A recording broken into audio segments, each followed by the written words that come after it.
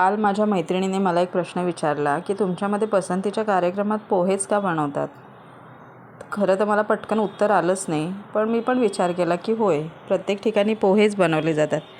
मग मी तिला म्हटलं की एक तर सहज उपलब्ध असतात, कांदे पोहे स्वस्त पण असतात आणि प्लस ज्या ठिकाणी जे मिळतं, आता काही ठिकाणी शेंगदाणे टाकून बनवतात, काही ठिकाणी ओलं नारळ टाकून बनवतात, काही लोक बटाटा टाकून बनवतात, तर काही लोक हिरवे वाटाणे वगैरे जे काही त्यांच्याकडे अवेलेबल असेल ते टाकून बनवतात. पण दोन पदार्थांनी बाकीच्या इतर पदार्थांना एकत्र घेऊन एक उत्तम चवीचा पदार्थ बनवतो. तसंच असंही असू शकेल, कदाचित दोन माणसांनी एकत्र येऊन एक उत्तम आयुष्य या पोह्यांप्रमाणे जगावं.